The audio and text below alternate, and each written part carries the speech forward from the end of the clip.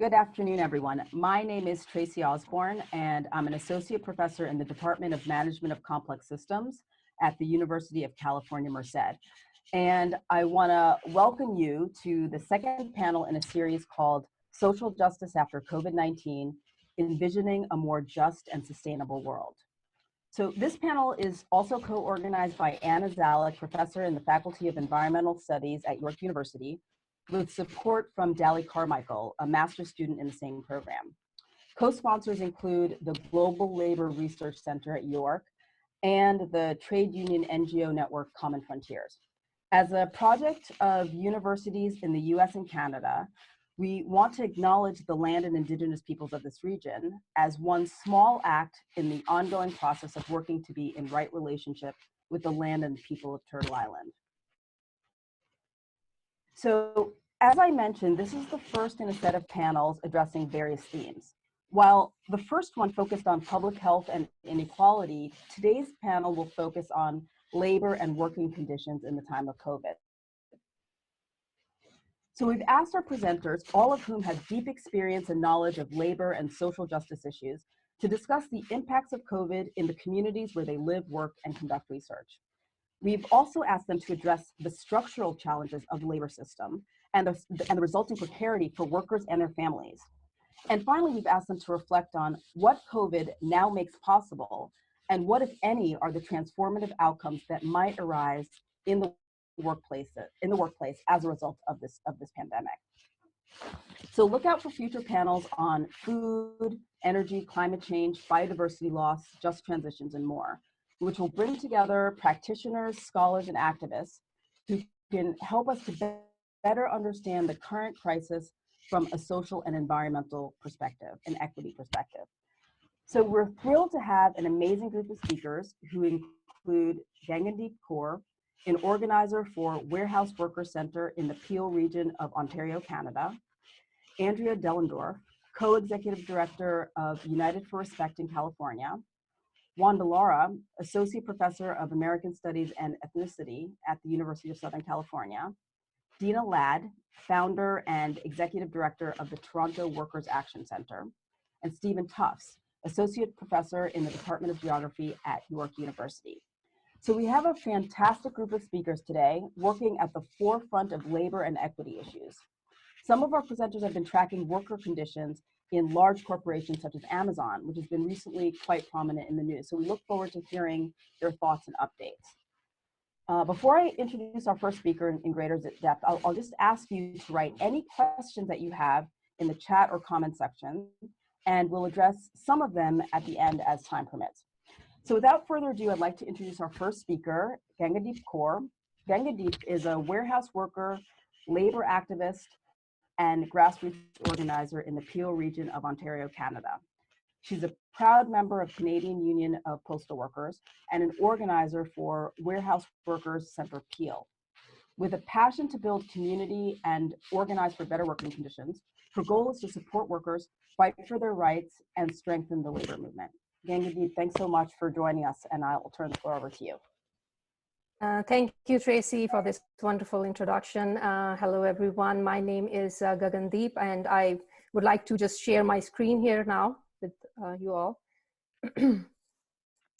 So like Tracy said, that I'm organizer for the Warehouse Worker Center, which is a space in Peel region where workers can come, access resources, build communities, and where we fight for better working conditions.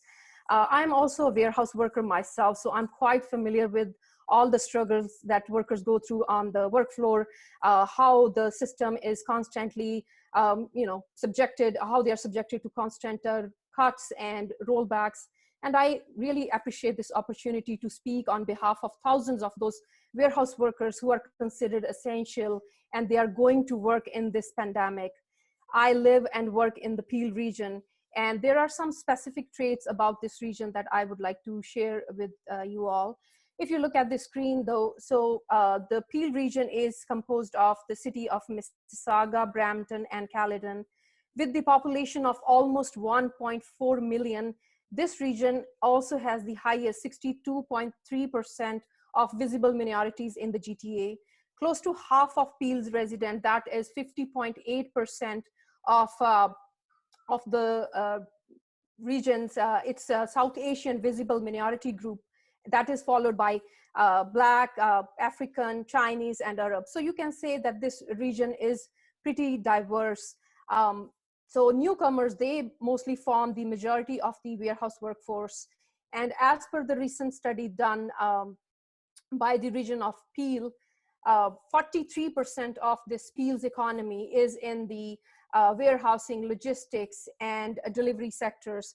So why is that, right? Because of the availability of land, there is access to skilled workforce, and this is closer to major markets in GTA.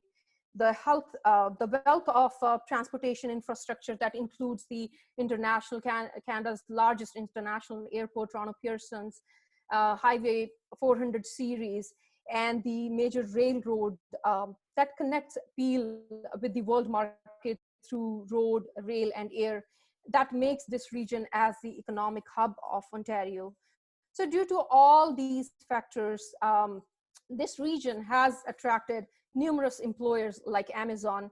And this region has actually grown tremendously. I've been living in this from the last 20 years now. And now if I go out, I see warehouses all over. There are hundreds to thousands of new jobs in the industry, but not a lot of them are secure or stable. Most workers, they are paid a minimum wage. There is a high reliance on temporary work agencies. Therefore, there's no job security. There's no stability. There's lack of good benefits, such as there's no paid sick leave for them. There's no retirement plan. And since most of these workplaces are non-unionized, workers don't have a voice at the workplace. Also, the other situation that many newcomers face when they arrive in Canada is that the employers or the professional organizations, they don't recognize their foreign educational credentials. That is mostly due to lack of Canadian work experience or language abilities. And to get that experience, they are forced to work in precarious conditions where employers can easily take advantage of them, as they have little to no knowledge of their rights. Employers, they tend to abuse the authority, and some of them, they think that those rules don't apply to them. And in this situation, the risk is all to the workers, as employers, they have all the power because they do get the support of government. So any workplace needs rules to protect the health and safety of everyone involved. And all employees, they have the right to feel safe and treated fairly in the workplace. But workers are often bullied, harassed, and discriminated. Moreover, not only that, there are other issues outside workplace, such as childcare issues. There's affordable housing issues. Domestic violence is on the rise. There's substance abuse, mental health, and the list goes on. So these are all the issues that already existed in the lives of workers. And now let's just throw a pandemic in this mix, and we do have a recipe for disaster here for the workers. The most common workplace issues that workers felt worldwide, I would say, in this COVID-19 situation was the lack of adequate PPE. We weren't really ready for a pandemic of this level to hit us so suddenly. So no one really expected that we would require gloves, masks, gowns, cleaning supplies in larger quantities. And even after the 2003 SARS outbreak, we knew that we are not prepared for pandemic, but government did not take any steps to restock the critical medical supplies. Now there's another recommendation of safe physical distancing by the public health officials. Now, if you look at the warehouses that are packed with people, that makes it nearly impossible to maintain that safe physical distance. Moreover, since a number of people, they are self-isolating or they are working from home, they are relying on the online services. So what we have seen recently is a demand of these online services. And if you want to talk about Amazon specifically here, they are processing peak level volumes. The other thing is about their productivity standards. The company has created a toxic work culture where basically an algorithm is constantly measuring your performance. The workers, they are treated as robots. The performance expectations are unrealistic, and workers are measured against those expectations every minute of their shift. So if you want to hit those productivity standards, you cannot do that without bumping into people. Similarly, there's another term that they use, that's TOT, which is time off task. That is the cumulative of all the time that they spent not scanning item. So for example, now during the crisis, as the recommendations are to follow proper hygiene, wash hand frequently, or if a worker is going to maintain that safe physical distance to avoid crisscrossing into each other pathway, the time that they would wait, that would accumulate towards their time off task. And once you start accumulating more time off task, you start receiving verbal and written warnings from the managers. And one worker just told us last week that she was hospitalized due to dehydration, as she avoids drinking water at work to further avoid going to washroom so that she can manage her time off task well. So these are some of the horrible, horrible stories that I have heard. And employers, they say that they have installed temperature scanners at the entrances to ensure worker safety. But workers have told us that as soon as you enter inside the facilities, it's a whole different world. The toxic work culture where you are constantly measured by your rates, it causes physical and mental toll on the workers who are already experiencing it. So workers, they have told us that they are scared, they are anxious, they are worried that they will get infected, or they'll make their families sick or spread this virus in the communities. And so far there have been multiple positive cases reported in different Amazon facilities in the Peel region. The company so far has refused to state which shift or department the patient has worked in, and has refused to delay operations for any length of time in order to fully sanitize the premises. There are no set contact tracing standards or policies in place. Workers are only notified about the positive cases days after through the mass text messages from the company. And some of the workers even said that they never received those messages. They only found out from other workers when they reported at work. And also, as of this month, Amazon has brought back their attendance point system that penalizes workers for taking time off. And they have announced that they will take away the temporary $2 increase by the end of this month. So these workers are playing a vital role in providing essential services. At least their working conditions should reflect the same as well. And this is the company that has earned millions, even in the pandemic. So they need to ensure and prioritize worker safety over profits. And what we have seen, community spread in Cargill meat plant in Alberta, where several workers died and made hundreds of sick. So here also in Peel region, we had one worker dead with 25 reported sick in Maple Lodge farm. So we do have examples of how community spread can endanger lives of these workers. The places where union exists, they were able to push back and fight for better conditions. But that's not the case for non-unionized workplaces. And this is how the workers, they feel during the crisis. I'll just change my screen here. That during this crisis, they are playing the most important role, but with the least amount of protection. The rest of society depends upon them, but they face that they are left alone to face the enemy alone on the front lines.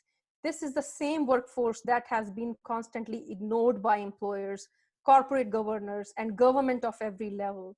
But now suddenly they are hailed as heroes. Before the pandemic, they were treated as expendables, and now they are essential. Everyone now thinks that they are the most important part of this functioning society. But once this pandemic is over, they will be left alone to fend for themselves. Because without government support, they can't do much, and their rights will be again violated constantly by the employers. And one of Amazon's vice president, Tim Bray, gave his resignation a few days ago over company's treatment of the workers. And in his own words, he described the workers as, Amazon treats the humans in the warehouses as a fungible unit of pick and pack potential. Only that's not just Amazon, it's how 21st century capitalism is done. So it's about time things change, and we need revolutionary changes. So I believe after this disaster is over, for workers, it is a necessity to organize for better place in this society. Massive changes need to be brought up. We need to eradicate income inequality. wages of the workers, they rise by mere fractions. But on the other side, companies, CEO or directors, their pay skyrocket. We need to promote economic democracy that can come only with political democracy. In Canada, Prime Minister Justin Trudeau and his government, they made the deal with Amazon to distribute critical medical supplies without once addressing the working conditions of these workers. This is the company that fired Chris Small in New York, Amazon associate Bashir Muhammad in Minnesota, tech workers Emily Cunningham and Maren Costa for speaking out for conditions of warehouse workers. This just shows that how even government also cave in to the preferences of the wealthy. And this creates a vicious cycle in which wealthy and corporations, they can rig the political rules to benefit themselves. With economical equality, we can have political democracy, as then no one will have the power to influence or dominate the government. There is a need to bring in such reforms or laws that discourages the corruption of political process, because then only we can call these political leaders as true public servants. The other things that we can do is democratize the work floor, maybe give workers more control over their own working conditions. They should be the one making a decision about the direction that company takes on. We need to bring in strict legislations regarding regulating lobbying or unjust dismissal. I know that in United States, labor laws are weak, but they do have something that protect workers who partake in concerted activities. So maybe we need something like that here. And if workers, they are given the right to organize, so why not just make this process of unionization simpler? Maybe it's about time we go back to card-based certification. And unions also need to change their role from business model to grassroots organizing. We need to rebuild for better, need to be louder, need to be more organized and more visible. And government needs to stop repealing those benefits that we workers have earned after extensive organizing. So there is a whole lot that needs to be done. And the rights that workers already have, they should be able to exercise them without the fear of reprisal from the employer. So I believe that this is about time that we need to start bringing up, we need to start organizing towards a better future for the workers. I mean, that's the end of my presentation. Thank you. Thanks a lot. Great. Thank you so much, Gagandeep, for that intervention. I think it was really important how you raised that workers were already, prior to COVID, were already in precarious situations with very few benefits, low pay, no sick leave. But how COVID makes these workers even more vulnerable, and they haven't been given protective gear and have had to meet these high productivity standards. And I think also really interesting, you raised how it's not just Amazon, but it's also the meat packing industry, and that these what's really required is sort of a more fundamental and transformative set of changes within the economic system based on political and economic democracy. So thank you so much for that intervention. So our next speaker is Andrea Dehlendorf. Andrea is co-executive director of United for Respect, a national U.S.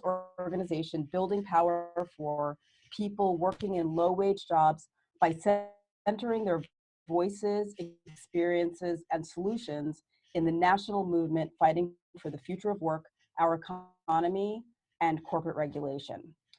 Andrea leveraged critical advances and learnings into developing innovative models of technology and internet-based activation to support working people in building their power and voice. Andrea has also worked with Justice for Janitors, Airport Workers United, and has done hotel worker organizing in Las Vegas. Andrea, thanks so much. Hi, thank you so much, Tracy. And Gagandeep, thank you so much for your presentation, so resonant with the experience that that folks working in warehouses in Amazon have in the United States. And I think there's a lot of space for cross-national solidarity around this. So United for Respect, as Tracy says, we're a national organization of people who are working in the retail sector, who are organizing from within major corporate employers to transform working conditions. And we have been around for close to 10 years.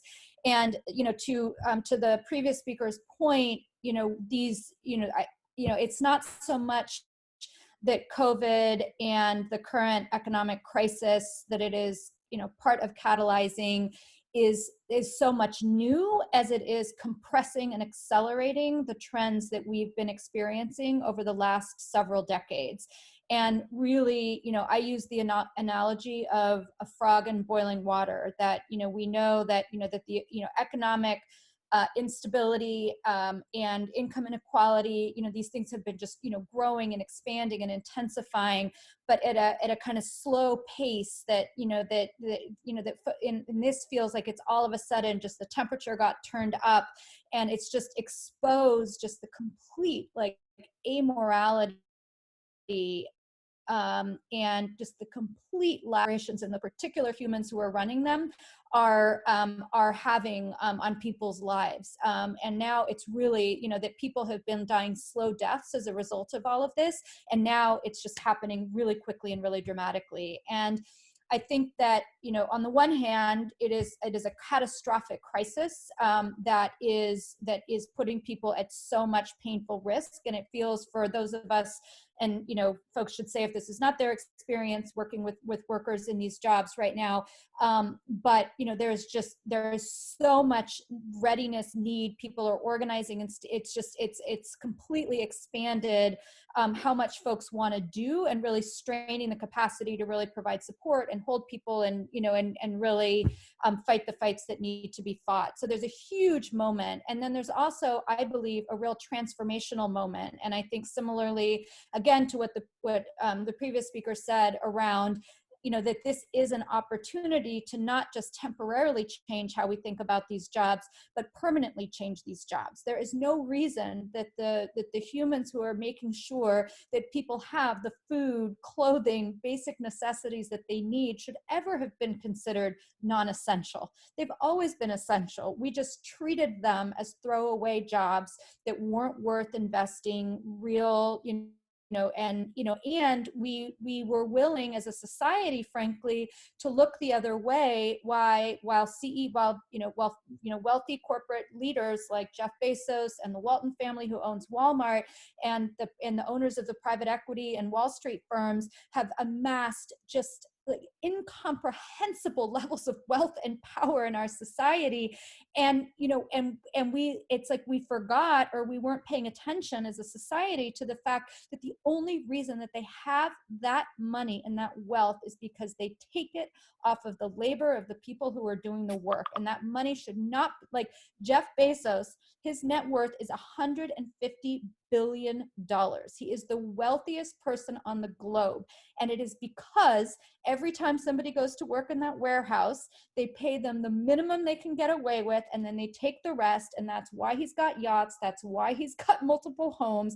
That's why, that it is fueling his personal empire. And we have to, I believe, the opportunity for us right now is to expose that and claim that back, that money actually belongs to the public, and it belongs to the people who earned that money, and that needs to be reinvested in people. And we need to start making these collective claims on that capital, that it gets returned and reinvested, because it's off of the backs of working people that money has been made in the first place. So for us as an organization, we share, we do work and organize people through what we call an online to field model. And so we've been pretty fortunate that our work has been not as disrupted operationally as many other organizations, because we always married our digital connection with people with on the ground connection. So we, will make tools and resources available to people online. We have communities on Reddit, on Facebook, on WhatsApp, and we have our own digital tools and platforms that we build for ourselves that create these spaces for people to come and connect. And we believe that people don't need us to help them. They need spaces where they can help each other to navigate the daily challenges and strains of working in low-wage jobs. So we bring people together and connect them with peers so that they can problem solve together and support each other. And then we do this in surveying to understand what are the things that are most important to people. And what we find in the retail sector, they're working in part-time jobs. People are being treated as disposable. And so there's constant turnover. I think with Walmart, it's like 300%. So they're just churning, and just treating people like this disposable army that they can just let go. And then their complete failure to provide the basics around health and safety and paid time off, which I really see as connected, which is how do we actually, as a society, value and hold and create conditions that allow for people to be safe and healthy and whole. And so, these are the general issues. And then we, through surveying and understanding with any given company, what are the main pain points? We then do campaigns to organize and to fight. And the campaigns have on the ground action. They have online action. Our leaders do work online. They do retreats together in person. And they organize in their communities and their workplaces. They go meet with pension funds and politicians to really build support and really show that this is not just about workers needing support to fight their fight, but rather workers are leading the fight from within these corporations to change fundamentally how these corporations operate and function. So that it's really about, this is our Walmart members will say this all the time, we're not just fighting for us, we're fighting to change Walmart, because if we change Walmart, we change retail. And if we change retail, we change the entire economy and the society. And so people are very much thinking about themselves and their leadership and the kinds of campaigns as being aimed to really disrupt and change the fundamental system. So I want to share right now, I'm going to share a screen to show, oops, I can't share. Can I get sharing ability? Okay, great. So I'm going to share, oh, sorry, hold on one second. An example of, kind of how we do this in our work. So when, a major problem that's happening in both Walmart and Amazon and really all retail, which again, it's happening in many sectors, this is just what I happen to know, is that, people, they failed and came so late to put safety measures in place. Like we know that the Walmart corporate folks were all social distancing, moving to, to working out of the home, while they were doing absolutely nothing in the stores to enforce social distancing, give people access to masks. So they were protecting their own headquarters, high-end staff, and then completely putting the folks who were the 1.5 million people who were working in the stores directly in harm's way. When somebody, one woman in New Orleans reported that she wore a mask because she was concerned, and her boss told her, don't wear a mask, it's going to scare customers and they're going to think that we have a COVID problem in the store. So, and that was right before New Orleans became a massive hotspot of COVID infections. And we hear these stories all the time. So we built a digital tool that really crowdsourced this kind of information. And so, for example, just now, we had somebody report that a store in Orville, California, that there are, sneeze guard, that only some departments have sneeze guards that are reporting people. That are protecting people only in certain jobs. We know that, that there has been at least one case of COVID in Chattanooga, Tennessee, but they have failed to do any special cleanup at all. And, and we're getting, so for example, in this store in Connecticut, they're telling people who want to get tested to not let anyone know or know the results. They don't want people to know that others are getting tested. So what we're doing here is we are both creating a space where people can come and connect and share their experiences and know that they're not alone, because there's so much shame around being stuck in a poverty job. And if and so many people hold it in because when we create these spaces, it lets people see, oh, I'm not the only one one, this is happening everywhere. It's not my fault. It's not my one manager's fault. This is systemic, it's structural, it's happening around the country. And then based on this, we start to examine, and we do this data analysis also in other platforms and communities. We really are able to identify what are the biggest issues, right? We know that, that the issues that are facing people urgently in Amazon are different possibly than what's happening for people in Walmart.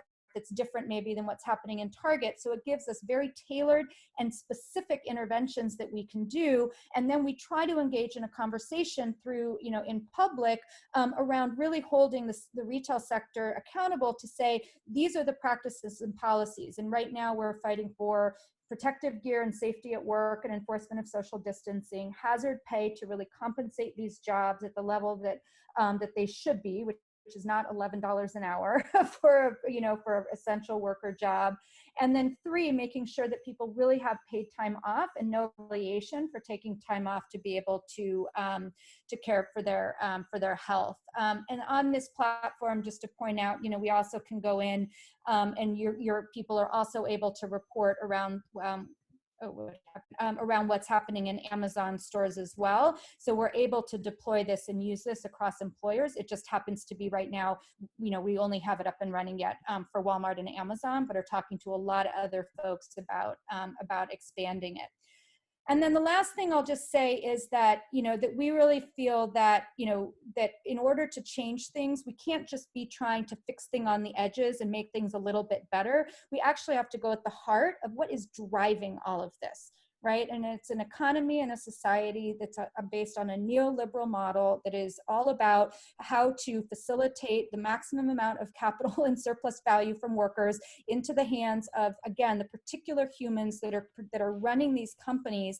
And how do we actually work to change and to bring workers into an actual position of power in order to be able to influence what the policies and programs are. So there's a bill moving nationally called the Essential Workers Bill of Rights that sets a set of standards, and then we're going to be soon working to have a bill that actually creates an essential worker task force that actually gives a structural mechanism for people working in low-wage jobs to have a real voice in engaging with their sectors and with their employers around health and safety and working conditions at work, and really how do we know, and I'm sure many of you have read Naomi Klein on this call, that that corporations, billionaires, and the politicians who love them and do their bidding are doing everything they can right now to take advantage of this moment to grab and to capture more dominance over our economy, more dominance over our politics,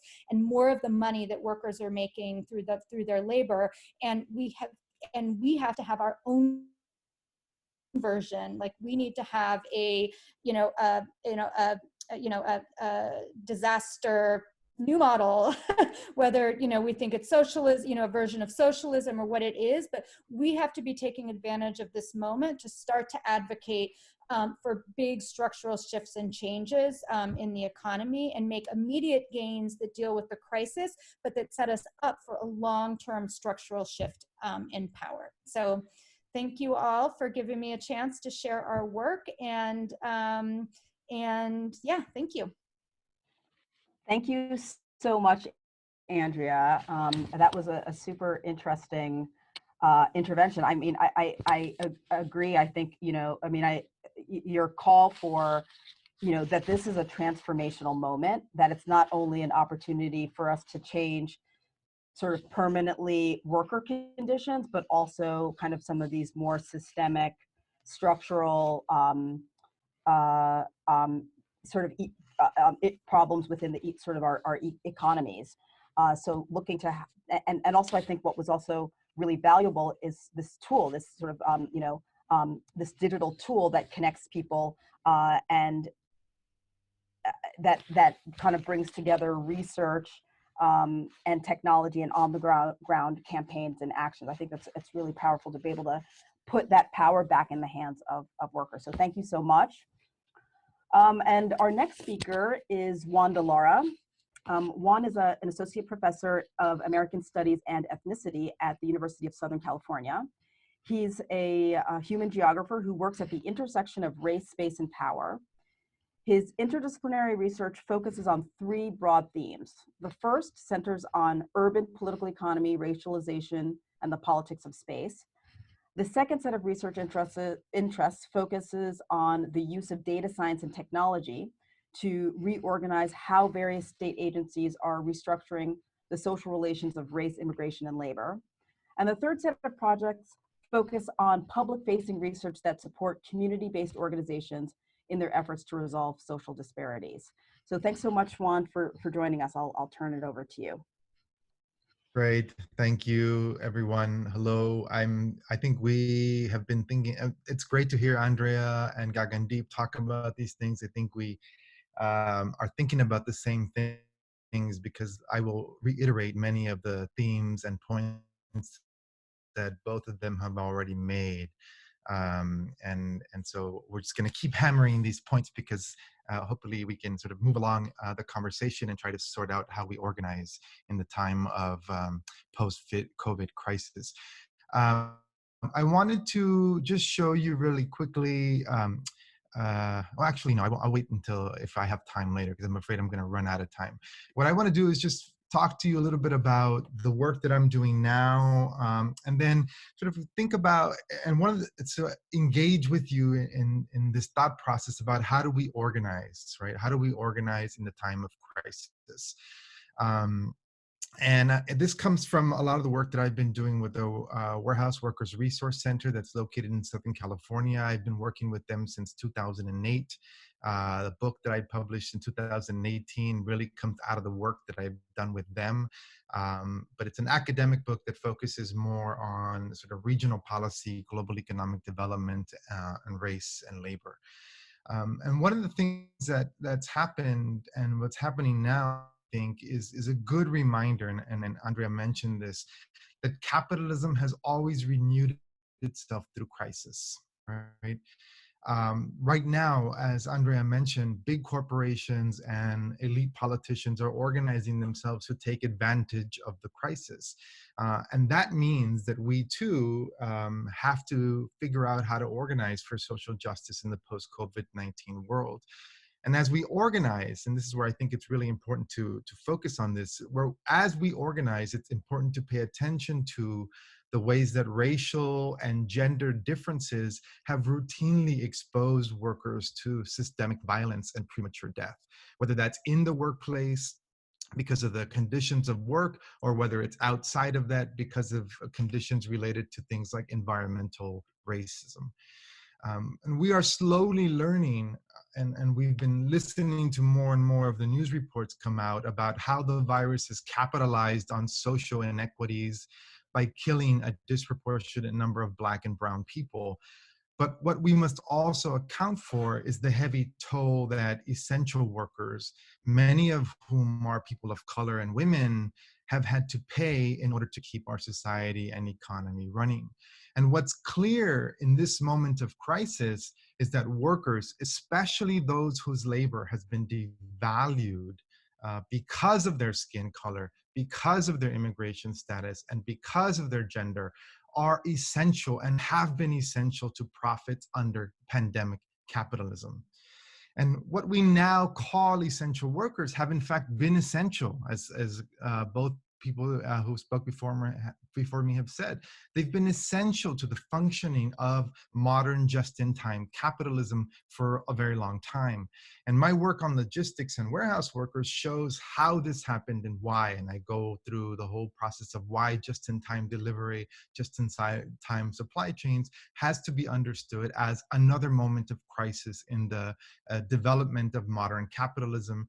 And that introduced the crisis of deindustrialization in American cities, right? And what we end up with is the kind of just-in-time delivery systems where we're importing most of those goods from foreign production sites. But one of the things that I want to focus, I'm not going to talk so much about that work, but what I want to do is instead to focus on how COVID-19 and what one of the things that it's done is that it's revealed how just-in-time capitalism prioritizes short-term profits at the expense of the long-term public good. So the lack of PPE and ventilators is just one example. Current shortages in key supplies represent how just-in-time systems have deliberately maintained low inventories in order to reduce costs, right? Low inventories are not an aberration. They are written into the logic of just-in-time capitalism. This is how pandemic capitalism has unfolded and works in the current crisis. And all of this is to say that when we think about risk under COVID-19, a big part of the story that must not be ignored is the role that capitalist business practices have played in producing vulnerability. Again, as Andrea mentioned, these are systemic questions. They're not about distributing enough masks or hand sanitizer in order to deal with the crisis on its face value, right? They are deeper questions that I think that we have to resolve. And I think that the crisis has certainly exacerbated these conditions, but the fact is that workers have been telling us since before the time of Corona that they have been suffering under the conditions of chronic pandemic capitalism. In the meat plants, they are at risk because the machinery and the processing line have been systematically programmed to value profit and production over health and safety. In the warehouses, they are at risk because companies like Amazon are so eager to take advantage of crisis-driven customer demand that the people who pack and ship our goods are somehow less important than capturing a larger share of the market. And if we listen to what workers have been saying, we will recognize that capitalism is itself a pandemic that has caused tremendous losses already. And in my writing, I have especially focused on those who are vulnerable: the immigrant, the refugee, the undocumented, women. These workers have long served as an army of devalued labor under various regimes of capitalism, and more specifically, what I have written about, which is racial capitalism. And let me take a moment then to explain what I mean by focusing on meat packing plants and the food supply chain and what we are experiencing now. So the reality is that meat packing plants in the US represent a good example, I think, of how racial capitalism has worked together with the complicit racial state to drive up profits by subjecting devalued labor to premature death. And this goes into some of the things that Andrea was talking about, namely that neoliberal deregulation and union busting has driven down wages and turned meatpacking plants into the most dangerous job in the country. Hog and cattle plants are more dangerous than police jobs, than sawmills, and all other manufacturing jobs. It's not even close. Who is exposed to these kinds of atrocious, dangerous conditions? If you look at the numbers, what we see is that the majority of the workers in this industry are immigrants and people of color. A report by the General Accounting Office claims that about 30% of all meat plant workers are immigrants. And that same report argues that companies, and what I will say is that that's a widely considered a dramatic undercount, right? We think that those numbers are actually much higher. But that same report argues that companies have actively recruited refugees to replace undocumented workers who have been deported because of rising ICE raids at meat packing plants, right? And in fact, ICE has conducted a series of immigration raids at meat processing plants, especially after workers have filed complaints against companies for violating health and safety regulations. So when workers were organizing, oftentimes that has resulted in the companies themselves calling on ICE to conduct a raid. And meanwhile, the Trump administration has removed speed limits on food processing plants. And this has made the work much more dangerous, and extra profits for companies then have come at the cost of broken bodies for workers. And so I think this example of the meat packing plants is just one example of how this has unfolded in many of what we are now calling essential worker categories or essential worker industries. This is the story of American capitalism and the American workforce writ large across, in the last 30 to 40 years, right? This is what has happened to workers and to especially unionized workers and worker organizing at the workplace. And we need to address those larger questions. And I constantly go back to what Stuart Hall, a writer, intellectual scholar, who has written about during the period of economic restructuring of the 1980s and 90s. He wrote that we needed new forms for new times. And I think that that's one of the things that we need to think about right now. So I want to conclude just by pointing out why these critiques of pandemic capitalism, what I call pandemic racial capitalism, are necessary for those of us who are organizing for social justice.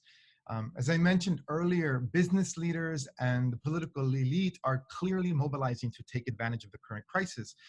And if we are to be effective, then it is absolutely critical that social movements push for changes that rid us of capitalism's pandemic tendencies. A mask, hand sanitizer, and 6 feet are not enough. We need an economy that values all workers as essential, not because they make more profits for the boss, but because they are human beings who deserve a basic level of dignity and respect. Thank you. Thank you so much, Juan, for that, for this really important intervention and kind of raising some of these issues of racial capitalism, and asking us to sort of think about, in this time of COVID and this moment of crisis, how do we organize for social justice, and also reminding us of kind of some of these this kind of larger history of crisis in capitalism, and how capitalism often benefits from these crises and actually tend to grow and expand in these moments. So thanks so much for that. I think we're gonna move on to our next speaker. We'll have an opportunity at the end to address other questions, and that's just to also let folks know, the viewers, if you do have questions or comments, please do add them to the comments or chat section within Facebook, and we'll address as much of those as possible as we can at the end. Okay, so our next speaker is Deena Ladd. Deena has been working to improve wages and labor conditions in sectors that are dominated with low wages, violations of rights, discrimination, and precarious and temp work over the last 27 years. She has worked to support and develop grassroots training and organizing with groups such as Fight for 15 and Fairness Campaign and the Migrant Workers Alliance for Change. Deena is one of the founders and the executive director of the Toronto Workers Action Center. So Deena, thanks so much for joining us. I'm going to turn it over to you. Great, thanks Tracy. Wow, so what a bloody awful time we've been going through, right? And I think amazing description of all the conditions that that are happening in the warehouse industry by Gagandeep and by retail workers. Thank you, Andrea and Juan, in terms of meat processing, and I would say farms and bakeries and food processing factories as well. So I'm not going to go into sort of the conditions of work here in the Greater Toronto area, which is where I organize in, and especially in Ontario, because I think, you know, if you haven't got a sense of how shitty things have been, like, then, you know, I'm not sure what I can add to the description right now. I think it's been really brutal. I think we can say that, and I just want to sort of also say that in the Greater Toronto area and in most of COVID-19, at least 40 to 45% of the workforce in precarious employment, right? So that's almost close to 50%. And when you get to sort of places like the airport, which I'm sure Stephen will talk about, it's a whole other story. And so, of course, again, I don't want to sort of duplicate what people have said. It was not peachy before COVID-19 by any stretch of the imagination. It's bloody horrendous now. And so what I want to just talk about is maybe 2 or 3 things that have sort of really come to the top and some of the possibilities for organizing. I think that, as Juan has sort of eloquently sort of put forward, there's sort of intrinsically linkage of immigration and labor is so massively important for our understanding of organizing right now. And I think that was clearly exposed in the COVID-19 pandemic in terms of who was able to get emergency response benefits, who was basically left outside. And, you know, we in Canada who were left outside, not being able to get access any supports because they didn't have a valid social insurance number. And so we see the impact of COVID-19 in the forms of workers who are caregivers that live in the home, who were basically entrapped with their families and not let out, basically kept as captive hostages and working 16 hours a day in people's homes, to farm workers who have come from many parts of the world and have been quarantined on farms with no food, with no access to any supports and services, to migrant workers who are in meat processing plants like Cargill. And it's no surprise that the majority of the workers there are temporary, through the temporary foreign worker program. And so the differential impact of COVID-19 have been linked to citizenship and to your status. And we even see this through the treatment of international students. We just had a government that our government just announced student income support benefits where international students are excluded. We have almost, 800,000 international students coming into the country. It's one of the only ways you can get into Canada right now, and they have been excluded from any type of benefit. But what they have had is that the government has so nicely lifted the 20-hour restriction for how much work they can do. So yeah, you can do more of that shitty job out there, and you can work at Tim Hortons, and you can work in the factories where citizens don't want to work right now because they're getting access to the emergency response benefit. So that is basically what we've seen, is that factories, the service sector, which has been still functioning, completely their workforce replaced by international students. And they have not had the privilege of social distancing and had the privilege of being able to stay at home. And so I think that, the government itself has been caught up with its own contradictions. Let's close the borders, they said. The next day, oh no, we're going to open them for the farm workers because we can't survive without the farm workers from Mexico and the Caribbean. And oh yes, and those Filipino women and the Caribbean women and the women from Thailand and from Indonesia to take care of our children. And no, we're going to open the borders for them, but we're going to close it to everybody else. So, I mean, they were totally caught up in their own contradictions here.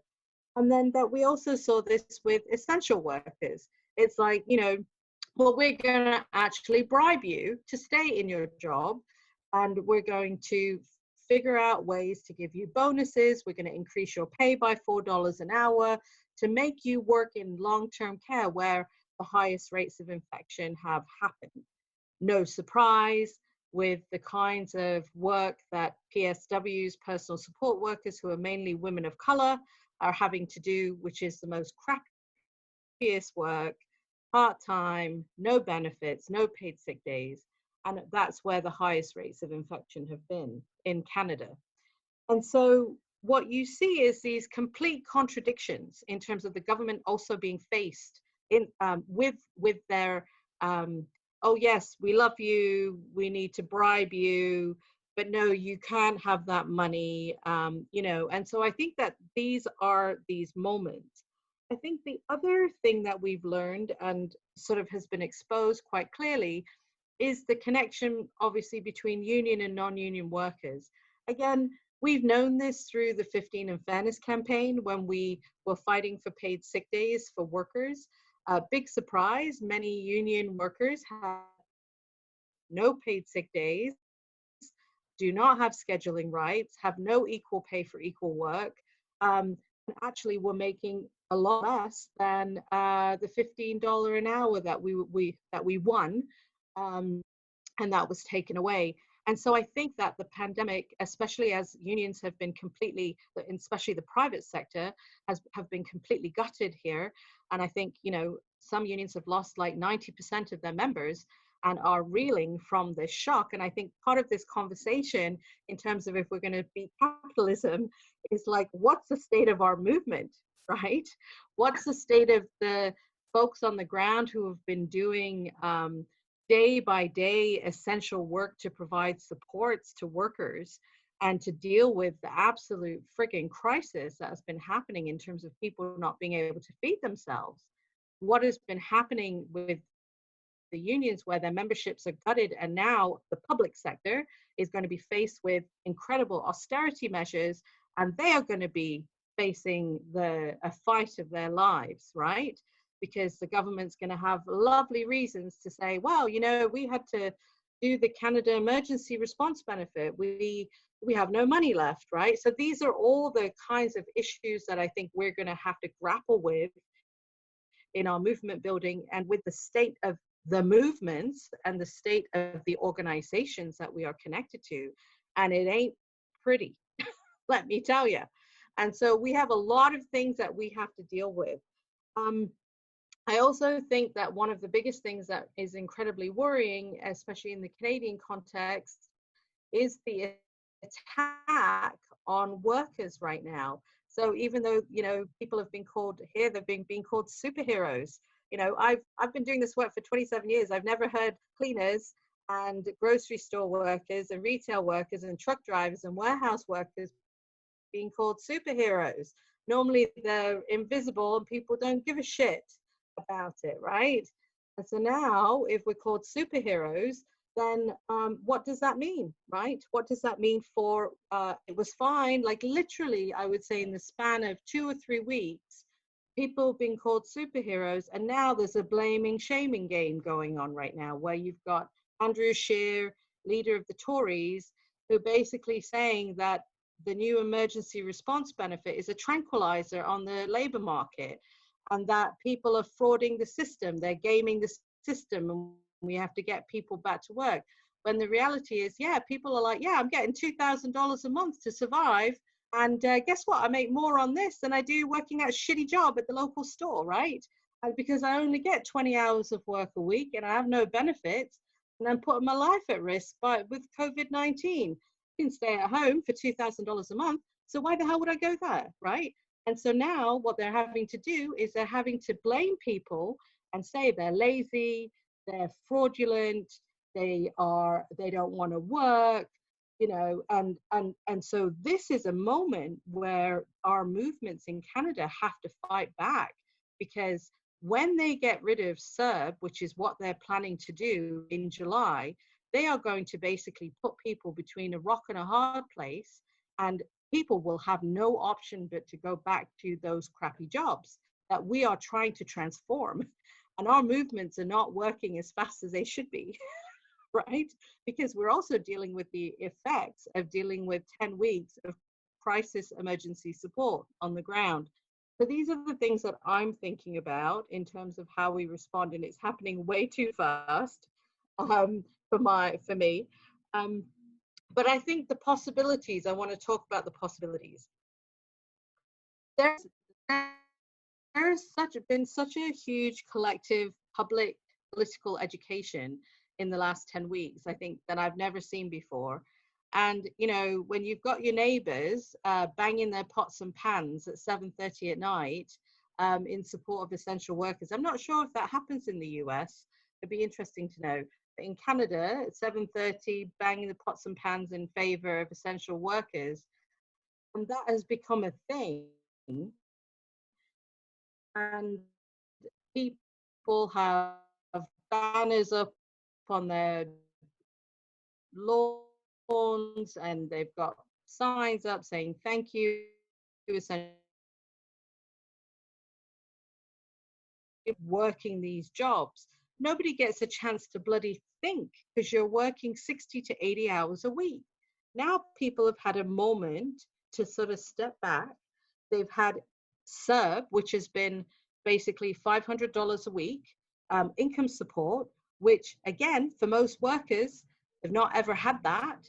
They've had pandemic pay, $4 an hour increase, and lots of grocery stores where they've had their wages increase for $1, $2. Emergency free childcare, again, to support truck drivers and grocery store workers, retail workers, so that they'll go back to work. Never had that. And so all of a sudden, you've had your expectations rise up about what it's like to maybe have a bit more money, right? Of access to these benefits. And so are people willing to go back down to $14 an hour, a 20-hour work week, if you're lucky, no benefits, no paid sick days, right? So these are the things that people are really talking about. That's the calls that we're getting at the Workers' Action Center. Like, I don't want to go back to work. Why would I? And so I think that there's a real incredible moment here. I think that there's an opportunity to organize around the extension of the emergency response benefit that would gain a lot of public support, to expand that and extend it. Paid sick days, as people are returning back to work, it's a tangible thing that people paid sick days, 7 permanent, 14 in a pandemic in addition. So people are talking about that. I was postering on the streets, people are stopping me going, what's this all about? We're getting tons of support. But the last thing I'll end is that not only is this a chance to be transformative, but what we also have to talk about is how are we also going to be transformative in how we do the organizing, in what that leadership looks like, in who does the speaking, in terms of, are we willing to, do we have the same old sort of policy wonks and academics out there doing the talking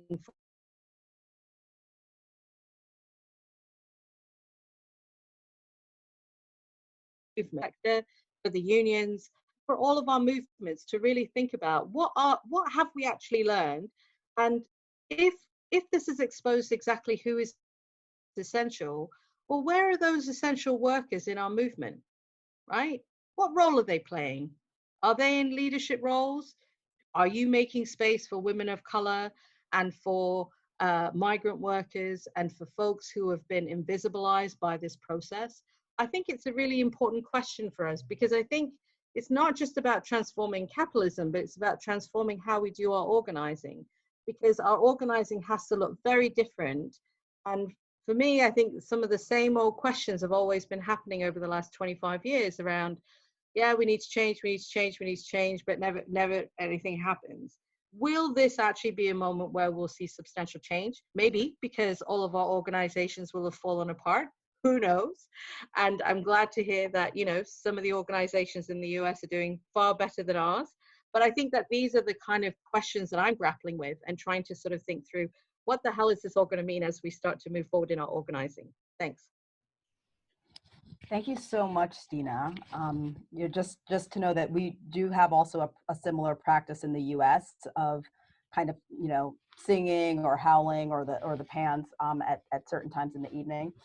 But yeah, this was really important to raise that this crisis brings up there's certain challenges in movement building now because of some of these differential impacts affecting mostly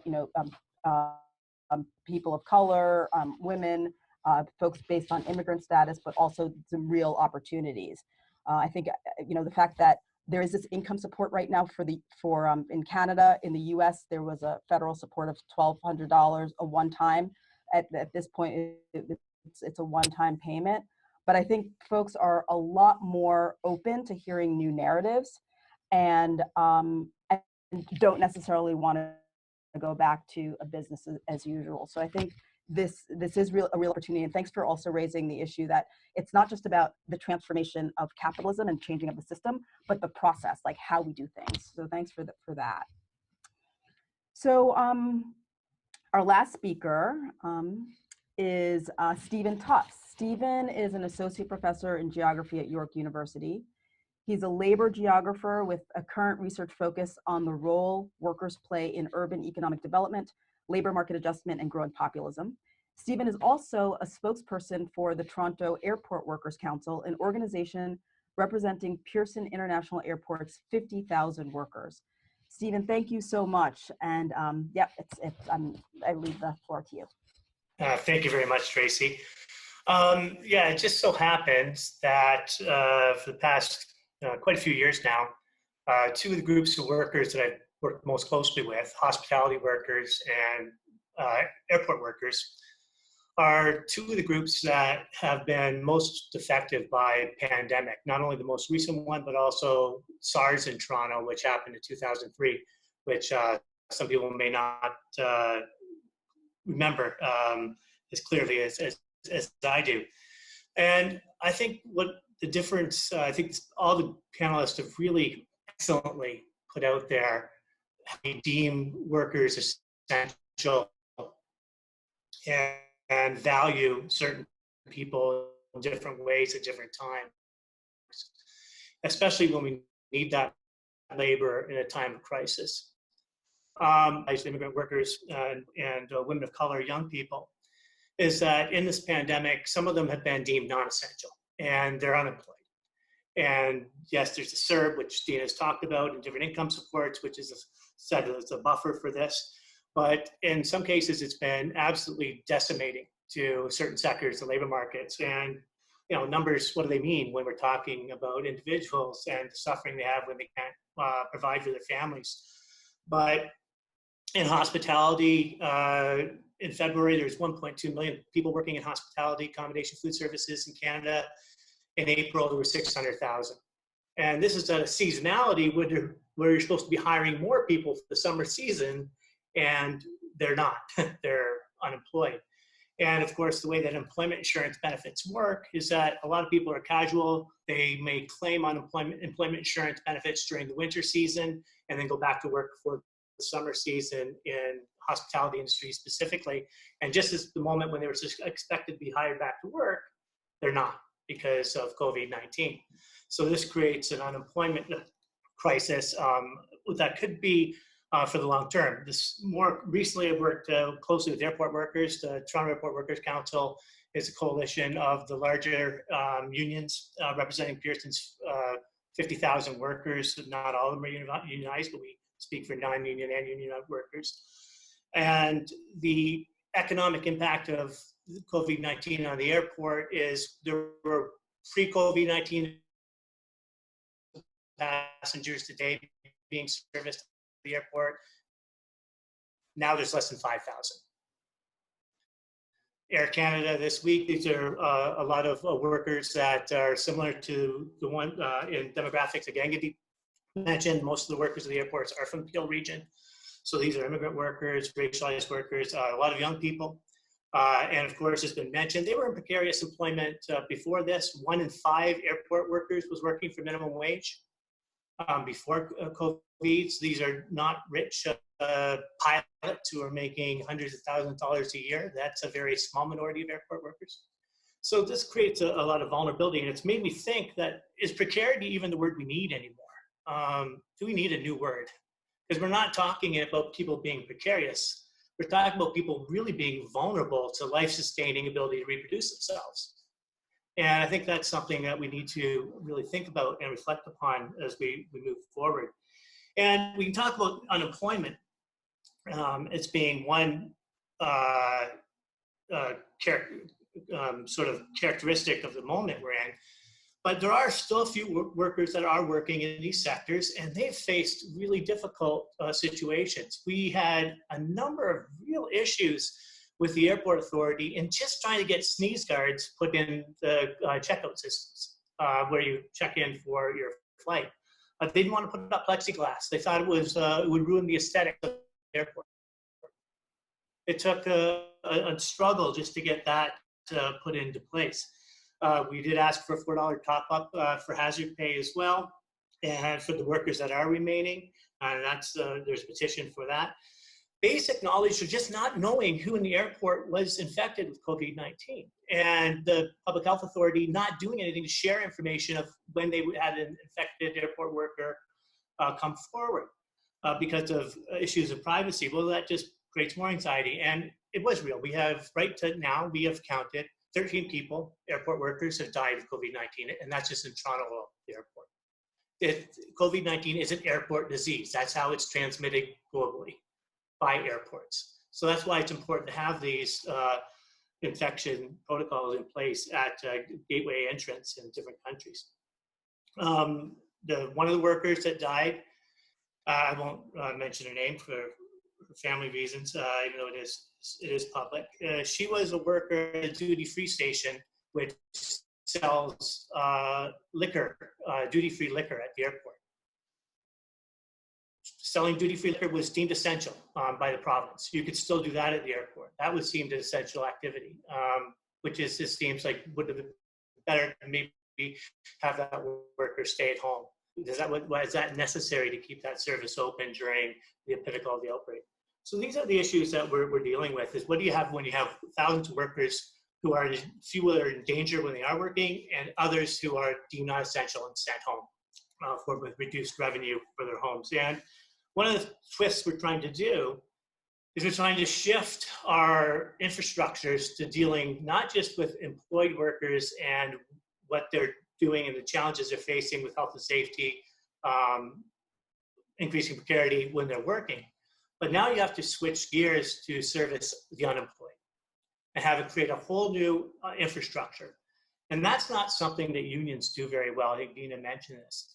Unions, and I would call out even workers' action centers, are not necessarily oriented towards the unemployed. They're oriented towards the employed. And unions in particular have no history in recent times of dealing with mass unemployment. And it's also, there's a crisis for unions themselves financially because, of course, unionized members pay dues, dues paid staff, and unionized members are no longer working.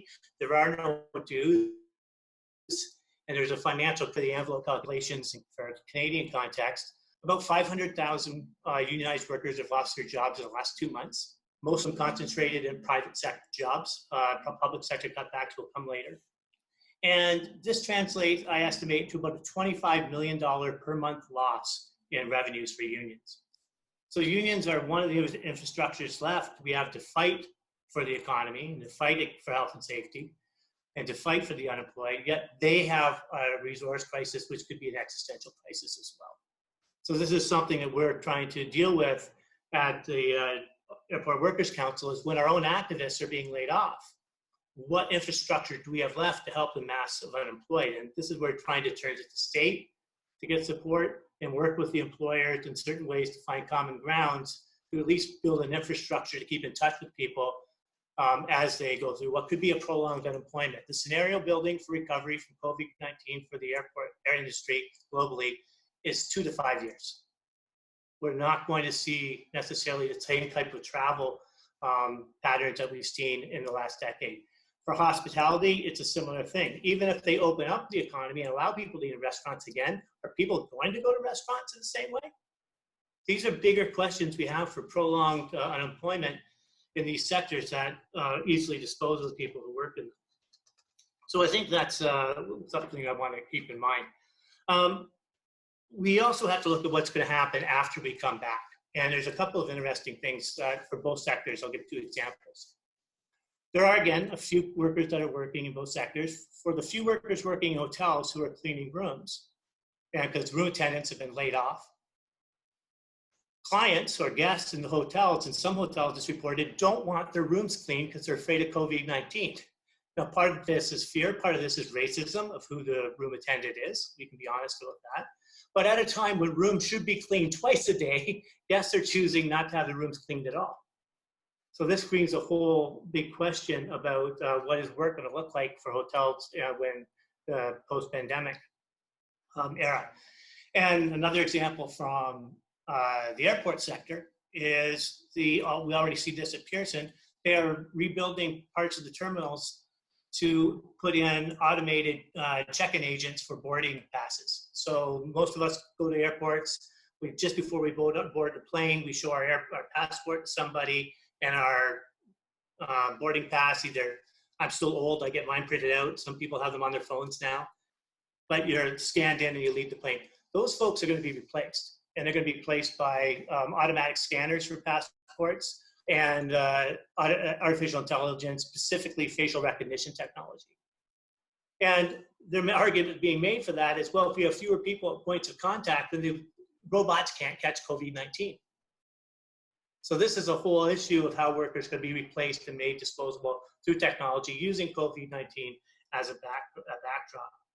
So what do we do about this? A lot of this has been mentioned already by the panelists that have preceded me, but I think we really do have to re-engage our efforts to double down on what it means to turn to the community. And we have to start thinking about organizing working people and not organizing jobs, because the jobs aren't going to be there to organize in every case. So you're going to have to start working and organizing workers as people, as members of communities, not necessarily as their specific task or relation to a specific employer. And that's going to take a whole entire different infrastructure that we don't really have. And it's going to be a really, I think, a very tricky effort, because I don't think unions in the Canadian context, even, I think in the US, they have also are equally challenged, are going to be able to quickly make that adjustment. That's going to take time, but the problem is the pandemic moves so quickly and the response to it so quickly, it outpaces us. So I think that's going to be one challenge. Another big challenge I fear, and it's because of my work on populism recently, is I think we're in a very big fight and a lot of tension between public and private sector workers. We've talked now about this moment where public sector workers are heralded. They're not being necessarily furloughed in the same way that non-essential private sector workers are. And I think this is going to create a division between workers that we're going to have to overcome, and our leaders are going to have to work carefully to negotiate. And especially with asking us really interesting questions, who are, and even though it's not as big as maybe some people for Trump to open up the economy, even bearing arms. For what I see in Canada, well, what sectors are they working in? Are they small business people? Or are they working in sectors that haven't had the same supports and aren't as recently as dependent on the state? So that's the second thing we'll have to keep our eyes on. And I think the third thing I want to end with a little bit of hope is that one of the things I've seen come out of the pandemic is workers starting to think that, this is something that we're going to really have to come together on our own to do about. There's no 100% solution. We are not all in this together. Our unions might be part of the solution. They're not all the solution. The employers aren't going to protect us. The state is giving us $2,000 a month, which is nice, but it's not going to last forever. They're starting to think about new ways of coming together virtually, or when things loosen up together on the street, to really build, I think, these new infrastructures of dissent, as my colleague Alan Sears would say, which are needed for COVID-19 reality. And I'll leave it there. Thanks. Thank you so much, Stephen. I think it was really important for us to hear a little bit about some of these other sectors, the hospitality sector and the airport sector that have been significantly hit and radically changed already, and sort of what these sectors look like post-COVID. It's still quite uncertain. So we've got about 10 minutes left. So I think I'd first like to allow the panelists to ask questions of the other panelists. I mean, maybe there's something that came up that you'd like, if you've got questions or a comment, maybe to sort of start a conversation between you, if any of you have questions for the others.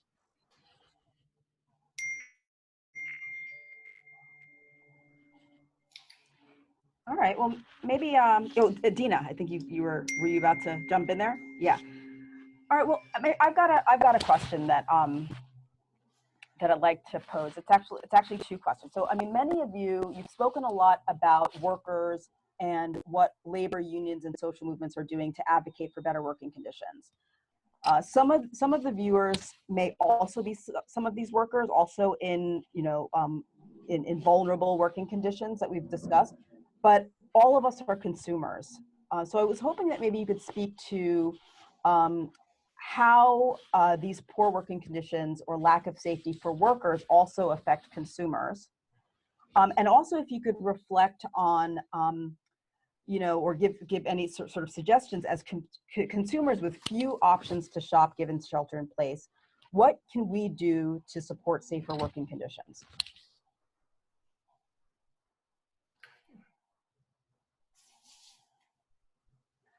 Gagandeep, go ahead. Yeah, I mean, I've been talking a lot with the warehouse workers, specifically Amazon workers, and I'm also a postal worker myself. So what I would like to tell, and as a consumer, what I think I have done so far, ever since we stepped into this pandemic, I know that we do have these online services now available, but I have tried to limit purchasing non-essential items. So that is something that we as consumers can do, because we need to realize that when we order stuff online, there's a person who will be processing that order. There's a person packing your order, and there's a person dropping it off at your doorstep. So we need to be considerate that we should not maybe order stuff that we can maybe wait until this is over and then order it, so that, because we are putting all of these people, their lives at risk for that. So that is something that I've done too. Personally, I have avoided doing any non-essential purchases. And I think that's something that we consumers can do to support the workers.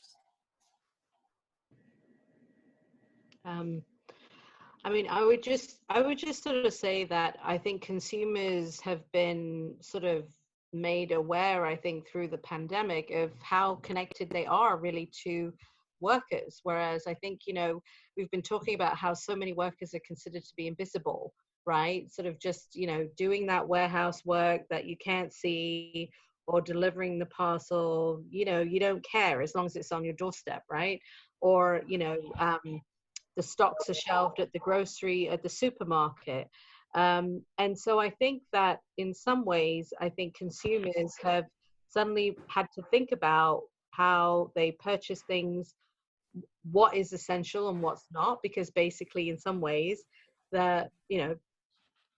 consumerism has basically been put on hold to some extent, unless obviously you buy through Amazon and places like that. But I think on a whole, like going to the mall and shopping, which is like it seems to be a major pastime here, that sort of shopping stuff has been put on hold. And in fact, people have been told, don't go to the grocery store unless you go once a week.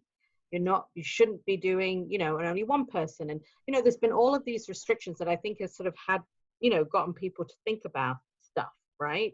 In terms of how they buy it, and then what the conditions are of the workers that serve them, basically. And so I think that, so the two very much are sort of intrinsically linked, I think, to, then what do you do about it?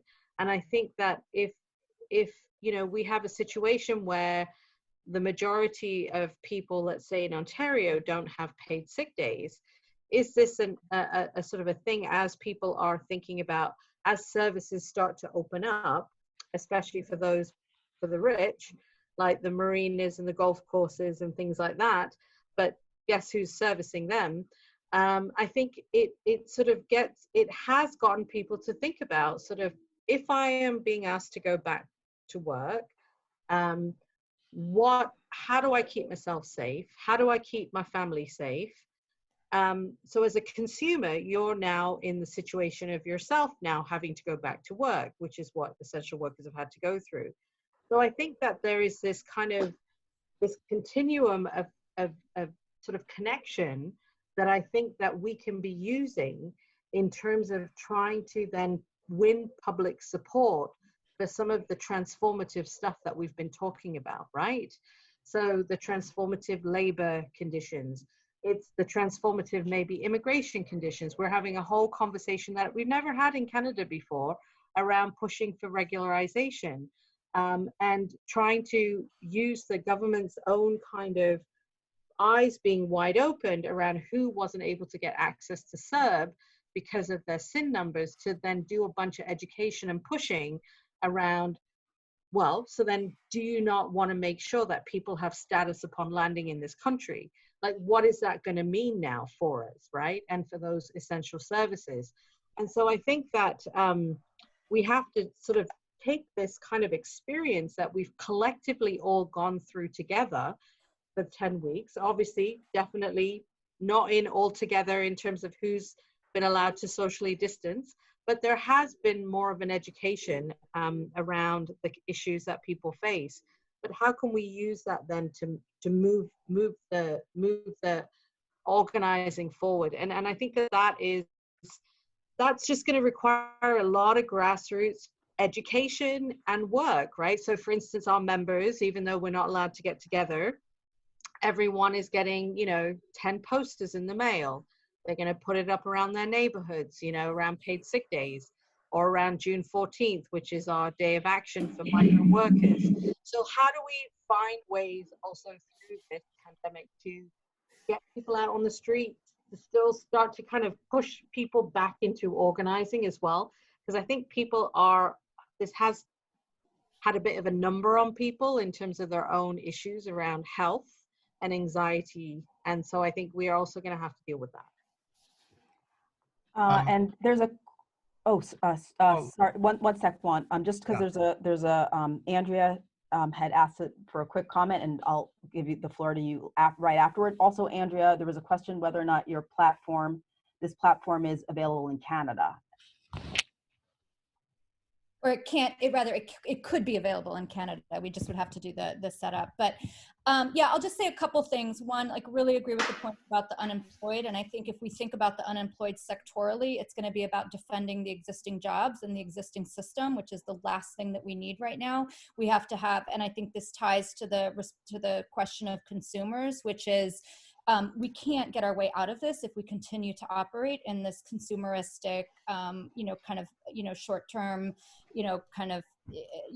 just hyper consumeristic culture and society. Like, we have to shift and reprioritize, and we need to figure out how do we nurture and support the formation of a political identity and within the unemployed folks that is not sectoral.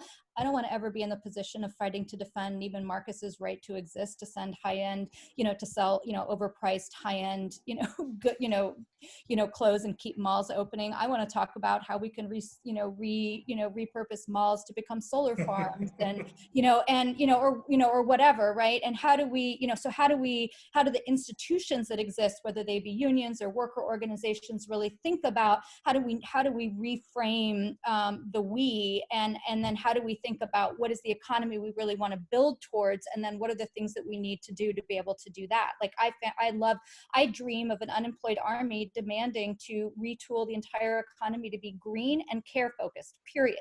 Like, all the jobs should be about how do we hold and care for each other and create a sustainable earth, right? And what are the steps then that we need to do as people in the movement to start to build the building blocks of being able to do that?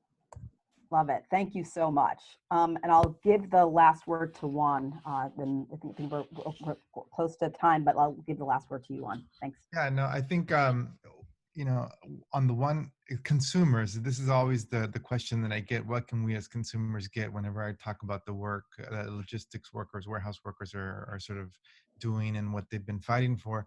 And outside of, which I don't think anybody watching this or listening is going to have this problem of getting away from the asshole politics of indifference, right? Like not caring. We also have to be very conscious and move away from liberal guilt, which is, I think, often transforms into, oh, I'm just going to stop buying stuff. And that will sort of absolve me of being complicit in this problem, right? And so I think one of the things that often happens with, and what I've asked the same thing to workers and people that I'm working with who are doing the work on the ground, what should I tell people? And they always say, well, support us. You can do that financially. You can get on our mailing list. You can use your power as a consumer strategically. as sort of as a strategic and technical weapon to try to put pressure on some of these companies, but more than anything, get involved in supporting the organizing that's taking place, right?